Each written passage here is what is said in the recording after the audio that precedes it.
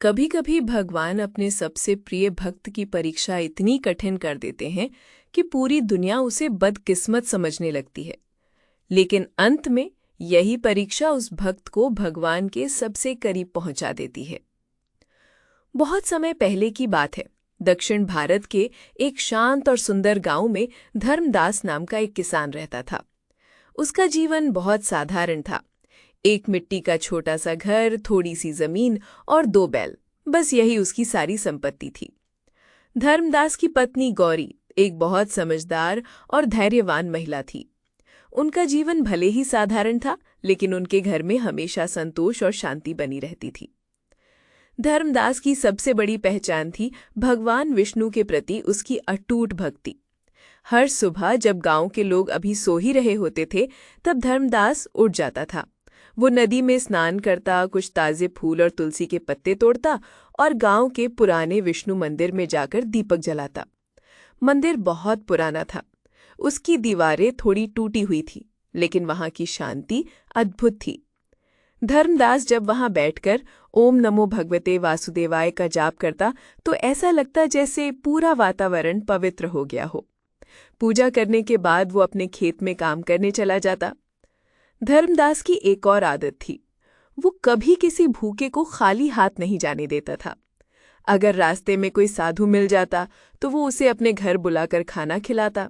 अगर कोई गरीब मजदूर भूखा मिलता तो वो अपना खाना भी उसके साथ बांट देता। गांव के कई लोग उसकी इस आदत पर हंसते थे।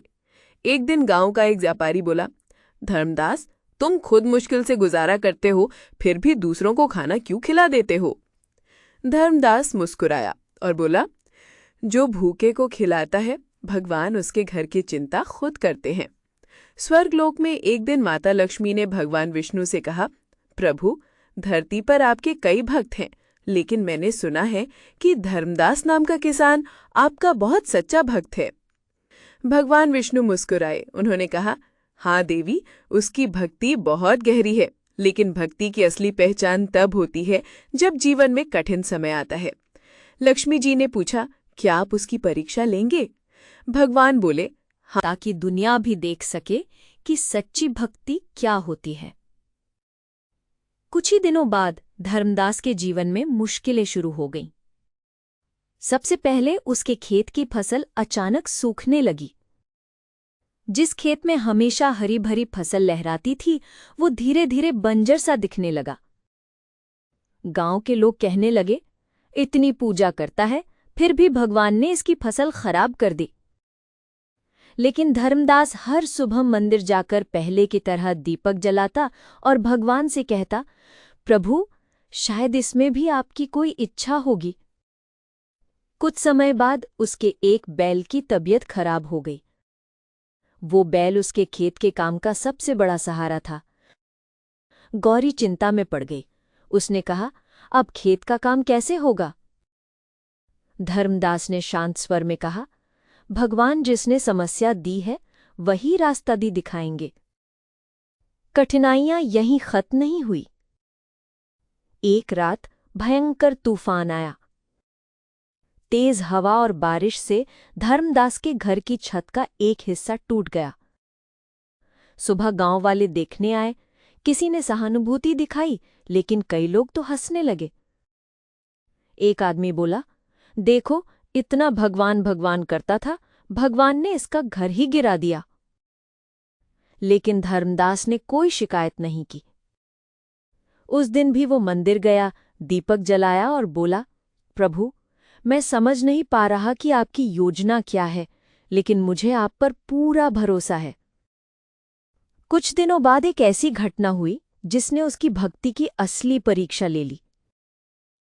एक शाम को धर्मदास खेत से थका हारा घर लौट रहा था। रास्ते में उसे एक बहुत बूढ़ा और कमजोर भिखारी दिखाई दिया। वो जमीन पर बैठा था और भूख से कांप रहा था।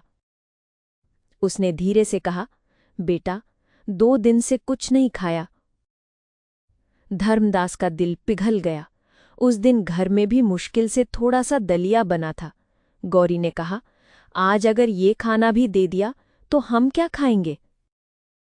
धर्मदास कुछ क्षण चुप रहा। फिर उसने मुस्कुराकर कहा, अगर भगवान ने हमें थोड़ा दिया है तो शायद इसलिए कि हम किसी और के साथ बांट सके। उसने अपना पूरा भोजन उस बूढ़े को खिला दिया। रात को जब धर्मदास और गौरी सोने जा रहे थे, तभी अचानक उनके घर में तेज दिव्य प्रकाश फैल गया। दोनों घबरा गए। उन्होंने देखा कि वही बूढ़ा भिखारी उनके सामने खड़ा है, लेकिन अब उसका रूप बदल रहा था।